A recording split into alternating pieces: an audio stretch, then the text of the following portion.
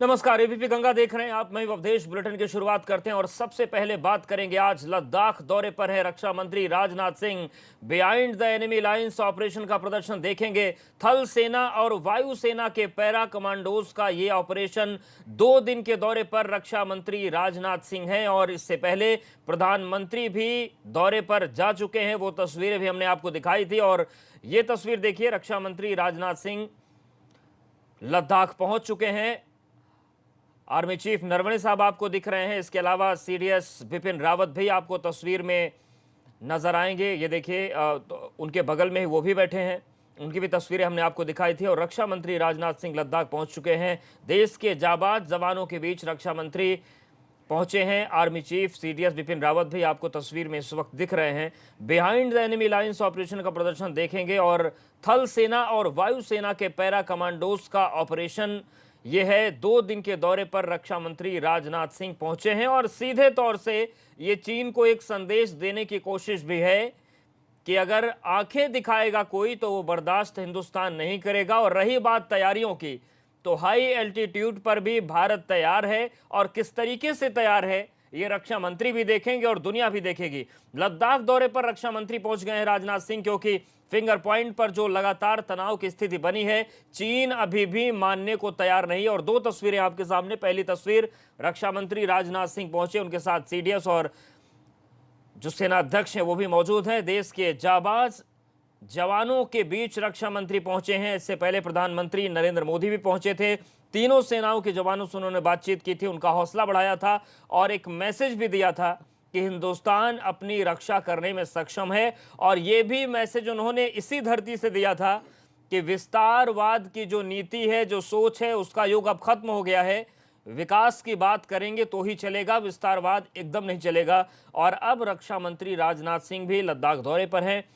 देश के जाबाज जवानों के बीच army chief CDS Bipin Rawat भी मौजूद हैं इस दौरे में। उनके साथ behind the enemy lines operation का प्रदर्शन देखेंगे। थल सेना और वायु सेना के पैरा कमांडोज का प्रदर्शन देखेंगे। 2 दिन का यह दौरा रक्षा मंत्री राजनाथ सिंह का है। तो 2 तस्वीरें आपके सामने हैं, आसमान पर निगाहें। और सबसे अहम बात यह कि जब से ये पूरा मामला, पूरा विवाद चल रहा है, इन सब के बीच तमाम प्रोपेगेंडा के वीडियोस चीन जारी करता रहता है, लेकिन इन सब के बीच भारत की तरफ से सीधा संदेश यही है कि शांति हमारी प्राथमिकता है, लेकिन अगर कोई छेड़ेगा तो फिर छोड़ने का सवाल ही पैदा नहीं होता।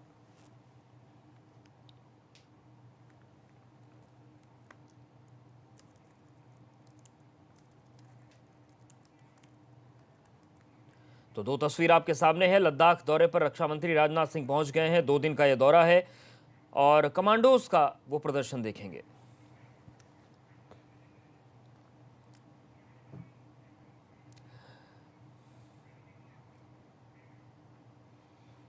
प्रदेश की बिगड़ती कानून व्यवस्था को लेकर सरकार ने बड़ा फैसला लिया है। जिले के कप्तान के अलावा हर जिले के लिए अलग से नोडल अधिकारी तैनात हो गए हैं। वरिष्ठ पुलिस अधिकारियों को नोडल अधिकारी बनाया गया है। सभी 75 जिलों के लिए अलग से नोडल अधिकारी बनाए गए, जिनका काम कप्तान से लेकर पूरे जिले की पुलिसिंग की रिपोर्ट सरकार तक पहुंचाना होगा। तो आपको बता दें कि जैसे कोरोना से निपटने के लिए हर जिले में नोडल ऑफिसर्स की तैनाती गई, खासतौर से जहां पर ज्यादा दिक्कतें हैं, उसी तर्ज पर अब कानून व्यवस्था पर जिस तरीके से सवाल लगातार उठ रहे हैं, इन सब के बीच वरिष्ठ पुलिस अधिकारियों को नोडल अधिकारी बनाया गया है। ये हर जिले में एक नोडल अधिकारी हैं जो कि पुलिसिंग के साथ ही साथ जो तमाम फीडबैक है वो सरकार तक पहुंचाएंगे।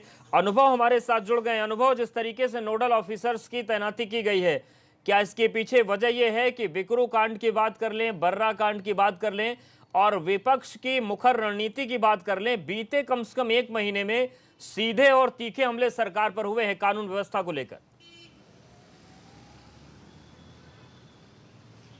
देखिए, बिल्कुल अवधेश, जिस तरीके से पूरा बिकरू कांड हुआ, विकास दुबे के साथ जो साठगांठ रही पुलिस वालों की, और टॉप 10 की सूची में भी नहीं था वो, 60 से ज़्यादा मुकदमे थे, ये एक वजह है। जब ये पूरा कांड हुआ, उसके बाद जब फैक्ट सामने आए, तब ये अब तय किया गया कि क्राइम कंट्रोल के लिए केवल एसपी या एसएसपी के भरोसे ही नहीं रहेंगे। अब पूरे 75 जो ज़िले हैं वहाँ पर नोडल अफसर की तैनाती की गई है। आज रात यानी 17 जुलाई की रात तक सभी को वहाँ पहुँच जाना है। वहाँ ये नोडल अफसर रहेंगे और ये सीनियर आईपीएस अफसर हैं, यानी कोई डीआईजी रैंक का है, कोई दूसरी रैंक का है, तो उन अफसरों को भेजा जा रहा है। क्राइम कंट्रोल के लिए क्या प्रभावी कदम ज़िले में पुलिस के लोग उठा रहे हैं, पुलिस कप्तान की क्या रणनीति है, साथ ही साथ थानों में जो थानेदार तैनात हैं, जो पुलिसकर्मी तैनात हैं, ऐसा तो नहीं है कि उनका कुछ ऐसा बैकग्राउंड है जो अपराधियों से साठगांठ वाला है। किसके अप्रूवल पर वो थानेदार बने हैं, किसके अप्रूवल पर उनकी तैनाती थाने में हुई है, इन सारी चीज़ों को भी देखेंगे। महिला अपराधों को लेकर उस जिले में किस तरीके से पुलिस काम कर रही है, अदालतों में जो मुकदमे लंबित हैं उसको देखेंगे, और साथ ही साथ कोविड-19 के लिए ज़िले में क्या रणनीति है, क्या तैयारी है, इसको भी ये नोडल अफसर देखेंगे और वो अपनी रिपोर्ट जब शासन को सौंपेंगे, डीजीपी को सौंपेंगे, डीजीपी शासन को सौंपेंगे, उसके बिल्कुल। लेकिन बाद अनुभव जो सवाल तो जिले इन्हीं के रिपोर्ट्स कप्तान पर है होंगे, जो ये उनकी अफसर रिपोर्ट बनाते हैं, तैयार की क्योंकि जाएगी। पूरी जो कानून व्यवस्था सवालों के घेरे में आई वो बिकरू कांड के बाद आई, और खुलासा ये भी हुआ कि जो शहीद डीएसपी देवेंद्र मिश्रा थे उन्होंने 8 चिट्ठी तो डीजीपी कार्यालय को लिखी, लेकिन डीजीपी कार्यालय को चिट्ठी लिखने के बाद भी जो जांच के लिए अफसर आते हैं उसमें उन्हीं डीएसपी को दरकिनार कर दिया जाता है। तो सवाल यह है कि ऊपर से नीचे तक जो लूपहोल्स आ जाते हैं वो क्या नोडल अफसरों की तैनाती से खत्म हो जाएंगे? देखिए, यही इसी वजह से ये जितने लूप होल्स थे, जितने कमियां मिली, उन्हीं सारी चीज़ों को देखते हुए ये तय किया गया। और अवधेश, इस कोरोना काल में नोडल अफसरों का जो कॉन्सेप्ट मुख्यमंत्री लेकर आए, वो कहीं ना कहीं सरकार को एक अच्छा फीडबैक मिला। सबसे पहले आप देखिए, जब प्रवासी मजदूर फंसे हुए थे तो आईएएस और आईपीएस की एक टीम बनाई गई थी, उनको नोडल अफसर बनाया गया था। अलग अलग राज्यों में जो प्रवासी मजदूर फंसे थे उनको वापस लाने के लिए, वहाँ भोजन मुहैया कराने के लिए, वो फीडबैक अच्छा रहा। उसके बाद जब कोरोना के मामले बढ़ने लगे तो आईएएस अफसरों की एक टीम बनाई गई और नोडल अफसर उनको बनाया गया। 75 जिलों में वो गए, एक हफ्ते तक वहाँ पर कैंप किया, वहाँ रहे, सारी चीज़ों की जानकारी ये दी, फीडबैक दिया कि कहाँ पर क्या कमियां हैं। तो यही अब सरकार को लग रहा है कि अगर नोडल अफसर जाएगा, देखिए अगर ज़िले का कोई आदमी है, आप उससे कोई रिपोर्ट मांगेंगे तो जाहिर सी बात है कुछ लोग अपने होंगे, उनको बचाने का काम वो करेगा। इसीलिए जो निष्पक्ष है, जो स्वतंत्र है, जो बिल्कुल वहाँ से उसका कोई वास्ता नहीं है, इसलिए ऐसे नोडल अफसर तैनात किए गए हैं जो अपनी रिपोर्ट देंगे। आज रात तक सब पहुंच जाएंगे, 2 दिनों तक वहां रहेंगे, 2 दिनों का वीकेंड लॉकडाउन भी है। इन सारी चीज़ों का वो निरीक्षण करेंगे और उसके बाद अपनी रिपोर्ट शासन को सौंपेंगे, और उस रिपोर्ट के बाद हो सकता है कि उत्तर प्रदेश में कुछ बड़े बदलाव, हम कहें तो पुलिसिंग में हों। बिल्कुल। तो क्या ये अनुभव ये माने कि जिस तरीके से नोडल अफसरों का फीडबैक जाता है उसके बाद बड़े पैमाने पर जिलों के कप्तान और तमाम चीज़ें बदलाव देखने को मिल सकती हैं, क्योंकि हर जिले में और ख़ासतौर से प्रयागराज जैसे जिलों की बात करें वहाँ तो झड़ी लगी हुई है सामूहिक हत्याकांडों की। देखिए, बिल्कुल क्राइम का ग्राफ क्यों बढ़ रहा है, क्यों क्राइम कंट्रोल नहीं हो पा रहा है, क्या थानेदार की भूमिका है, क्या थाने के स्टाफ की भूमिका है, क्या कुछ ऐसे लोगों को छूट मिली हुई है जो पाबंद हैं, या फिर जिनके ऊपर तमाम सारे मुकदमे चल रहे हैं। बिल्कुल, और इन सभी चीज़ों पर देखने की ज़रूरत भी है और इस पर कार्रवाई की भी ज़रूरत है, क्योंकि पुलिसिंग पर सवाल भी उठे हैं, कानून व्यवस्था पर भी सवाल उठे, लेकिन खामियाजा सरकारों को भुगतना पड़ जाता है। शुक्रिया आपका जानकारी और अपडेट्स को देने के लिए। हर जिले में नोडल अफसरों की जरूरत पड़ना भी लाजमी है, क्योंकि कानपुर के अपहरण कांड को 24 दिन से ज्यादा बीत चुके हैं, लेकिन पुलिस के हाथ खाली हैं। जब एपीपी गंगा ने इस पर लगातार कवरेज की और सवाल उठाए तो बर्रा थाने के प्रभारी रणजीत को निलंबित कर सर्विलांस प्रभारी को जिम्मा दे दिया गया। अब पुलिस अपहरण हुए युवक को बरामद करने के बजाय ये डैमेज कंट्रोल करने में जुटी है कि पुलिस ने फिरौती देने के लिए कोई दबाव नहीं बनाया। लेकिन अब तक पुलिस की सारी कार्रवाई सवालों के घेरे में है और राज्यसभा सांसद चौधरी सुखराम सिंह यादव ने पीड़ित परिवार से मिलकर लचर व्यवस्था पर सवाल उठाए हैं और मामले को सदन में उठाने का आश्वासन दिया है। और प्रभात हमारे साथ जुड़ गए हैं। प्रभात, सवाल यह है कि जिस तरीके से पूरा घटनाक्रम हुआ, 24 दिन से ज्यादा बीत गए, फिरौती भी दिलवा दी गई और आरोप पुलिस पर ये, पुलिस ने कहा था कि फिरौती दीजिए, रंगे हाथ पकड़ेंगे। ये हालत कानपुर में पुलिसिंग की है कि 24 दिन पार हो गए, सुराग नहीं मिल रहा है। सर्विलांस की टीम धरी की धरी रह गई। सर्विलांस के प्रमुख को आप फिर से थाना प्रभारी बना देते हैं, उस सर्विलांस प्रमुख को जो 8 घंटे अपहरणकर्ताओं के कॉल को ट्रैक नहीं कर पाता। जी बिल्कुल अवधेश, आपको बताना चाहूँगा कि जिस तरह से लगातार कानपुर पुलिस की कार्रवाई है और बड़ा सवाल खड़ा होता है, और कहीं ना कहीं आम जनता, ये कानपुर की जो आम पब्लिक है, उसका भी भरोसा जो है वो पुलिसिंग के ऊपर से उठ रहा है। क्योंकि एक अपहरण के मामले में पुलिस अभी तक ना ही युवक को बरामद कर सकी, ना ही अपहरणकर्ताओं को गिरफ्तार कर सकी है और 24 दिन से ज़्यादा का वक्त बीत चुका है। वहीं सोमवार की रात को 30 लाख रुपए जो देने की फिरौती की बात हो रही है, उसके बाद भी आज 4 दिन हो चुके हैं, यानी 72 घंटे बीतने को हैं। सोमवार, मंगलवार, बुधवार, गुरुवार और आज शुक्रवार का दिन है। अभी तक कोई भी सुराग हाथ नहीं लगा है और यही नहीं, पीड़ित परिवार जो परेशान है उसको उससे कोई बात करना भी मुनासिब नहीं समझ रहा है, कोई मिलने नहीं जा रहा है। सवालों के घेरे में पूरी कानपुर पुलिस इस वजह से भी है क्योंकि इतना अपहरण के मामले में अभी तक पुलिस के हाथ एकदम खाली है, कोई भी सुराग नहीं लगा है। लिहाजा जो पुलिसिंग के ऊपर सवाल उठना चाहिए क्योंकि हाईटेक पुलिस है, लाख दावे किए जाते हैं कि सर्विलांस टीम है।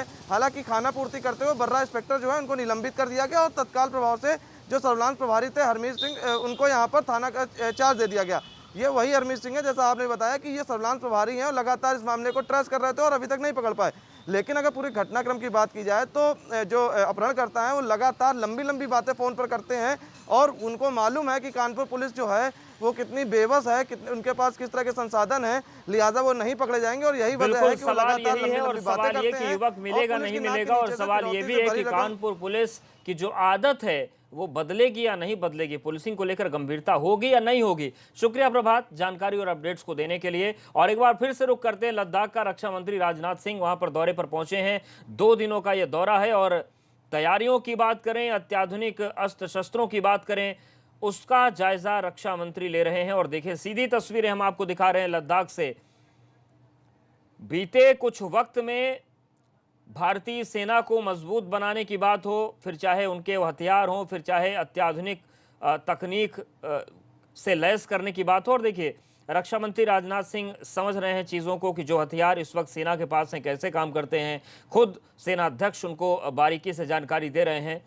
और ये जो पूरी कवायद है, ये जो पूरी कोशिश है, ये अपनी सुरक्षा तैयारियों को समझने की तो एक पहल है ही, साथ ही इसके अंतर्राष्ट्रीय मायने भी बड़े हैं। और अंतर्राष्ट्रीय मायने ये हैं कि तैयारियां हमारी पुख्ता हैं, ज़बरदस्त हैं।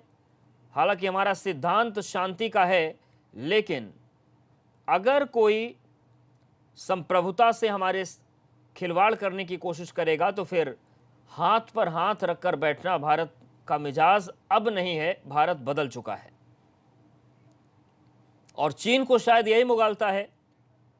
चीन अभी भी शायद भारत को 62 के दौर का भारत समझ रहा है। हालांकि कई मंचों से भारत ने यह साफ कर दिया है। प्रधानमंत्री खुद जब लद्दाख के दौरे पर आए थे तो उन्होंने ये कहा था कि विस्तारवाद की नीति का दौर अब इतिहास हो गया है, वर्तमान बहुत बदल चुका है। और इन सब के बीच जो कमांडोज का प्रदर्शन है वो रक्षा मंत्री देखेंगे, किस तरीके की हाई एल्टीट्यूड पर तैयारियां हैं भारत की वो देखेंगे। और देखिए वही अभ्यास, वही तैयारी और वही रणकौशल इस वक्त यहां पर देखने को आपको मिल रहा है।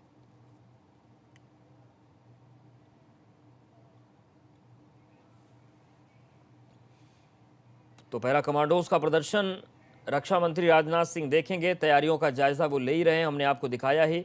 थल सेना और वायु सेना का जो संयुक्त ऑपरेशन है वो रक्षा मंत्री देखेंगे, समझेंगे।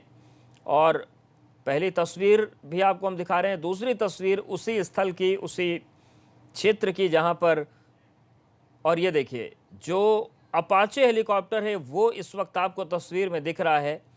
तो ये भारत की शक्ति के वो स्तंभ हैं जो किसी भी लड़ाई के मैदान में कहानी कुछ मिनटों में या थोड़ी देर में बदल सकते हैं, पूरी स्क्रिप्ट अपने हिसाब से कर सकते हैं। और उसी ताकत को देखने के लिए रक्षा मंत्री राजनाथ सिंह पहुंचे हैं। और वैसे भी अगर भारतीय सेना की बात की जाए तो हाई एल्टीट्यूड पर जो प्रदर्शन है भारतीय सेना का वो सर्वोच्च और उम्दा माना जाता है। जो कौशल, जो कला और जो जाबाजी ऐसे ऊंचाई वाले क्षेत्रों में भारतीय सेना की है वो पूरे दुनिया में अद्भुत मानी जाती है, पूरी दुनिया उसका लोहा मानती है। और लद्दाख के दौरे पर रक्षा मंत्री पहुंचे हैं तो जो तनाव के हालात हैं, हालांकि तनाव की जो स्थितियां पहले थी उससे कम हुई हैं, लेकिन ज़मीनी हकीकत ये भी है कि चीन अभी भी बदमाशियों पर तुला हुआ है। चीन अभी भी बदमाशी कर रहा है, नीयत उसकी साफ नहीं है। और इन सब के बीच फिर ऐसे प्रदर्शन, ऐसे शक्ति प्रदर्शन और ऐसे जो अभ्यास हैं वो ज़रूरी हो जाते हैं पड़ोसी देश को बताने के लिए कि अगर हल्के में ले रहे हो तो उस भूल से हट जाओ, क्योंकि उसका परिणाम बुरा हो सकता है। और दो तस्वीरें आपके सामने हैं। पहली तस्वीर लद्दाख में जवानों के बीच रक्षा मंत्री हैं और दूसरी तरफ भारत की ताकत का प्रदर्शन, भारत का वो शक्ति प्रदर्शन और भारत के वो रणबांकुरे जो अत्याधुनिक तकनीक से लैस हैं और किसी भी परिस्थिति में दुश्मन को मुंहतोड़ जवाब देने में पूरी तरीके से सक्षम है। और दूसरी तस्वीर जो है ये बहुत मायने रखती है, बहुत कुछ कहती है। सीधे हम आपको दिखा रहे हैं, ये लद्दाख के पहाड़ों के बीच, पहाड़ियों के बीच भारतीय सेना का प्रदर्शन है और यही प्रदर्शन हिंदुस्तानियों में इस बात का विश्वास जगाता है कि भारत और भारतीय सेना किसी भी स्थिति से निपटने में पूरी तरीके से सक्षम है।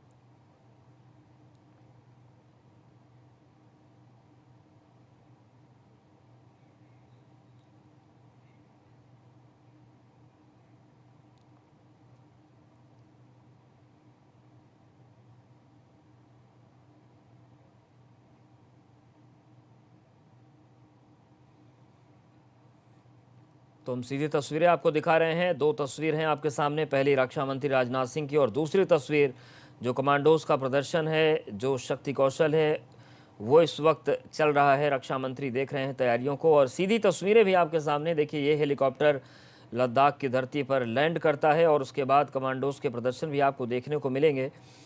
तो इस एल्टीट्यूड पर क्या भारत की तैयारियां हैं, किस तरीके से हम शत्रु से निपट सकते हैं, वो तमाम चीज़ें हैं जो इस प्रदर्शन में देखने को मिलेंगी आज हिंदुस्तान को। और निश्चित तौर से केवल हिंदुस्तान ही नहीं, पूरी दुनिया की निगाहें इस पर होंगी, क्योंकि जो हालात लद्दाख में बने हैं और चीन जिस तरीके से केवल लद्दाख ही नहीं दुनिया के अलग अलग हिस्सों में अपनी हरकतें कर रहा है, फिर चाहे वो साउथ चाइना सी हो, चाहे वो हांगकांग का मसला हो, चाहे वो ताइवान का मसला हो, तमाम जगहों पर चीन की हरकतें जारी हैं। हालांकि नेपाल भले उसकी गोद में बैठा हुआ है, लेकिन नेपाल को भी चीन नहीं बख्श रहा है।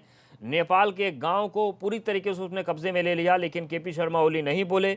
उनकी क्या बोली है वो सबके सामने है, लेकिन दुनिया के कई देशों के सामने जो हरकत चीन कर रहा है उन सब के बीच ये जो तस्वीर है भारतीय वायुसेना की, वो सीधा और कड़ा संदेश देने वाली है।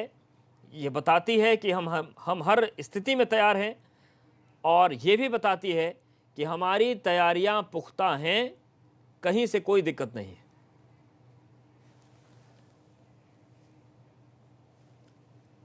तो प्रधानमंत्री नरेंद्र मोदी पहले पहुंचे थे और उन्होंने भी जवानों से बात की थी और एक सीधा संदेश भी दिया था कि अब दौर बहुत बदल चुका है, विस्तारवाद की नीति नहीं चलेगी, खासतौर से जो जिस राह पर चीन है। और अब इसके बाद रक्षा मंत्री राजनाथ सिंह भी पहुंचे हैं और वो देख रहे हैं कि किस तरीके से हमारी तैयारियां हैं और कमांडोज का जो प्रदर्शन है, पैरा कमांडोज का जो प्रदर्शन है, वो इस वक्त सीधे तस्वीरें आपके सामने हैं। तो पहली तस्वीर रक्षा मंत्री राजनाथ सिंह ने खुद देखा उन अत्याधुनिक हथियारों को जो भारतीय सेना की इस वक्त ताकत है, किसी भी हालात में निपटने की शक्ति देते हैं। तो दूसरी तस्वीर आपके सामने है उस रण क्षेत्र की, उस धरती की, लद्दाख की, जहां पर इस वक्त पैरा कमांडोज अपना शक्ति प्रदर्शन कर रहे हैं और दिखा रहे हैं कि भारत किस तरीके से तैयार है।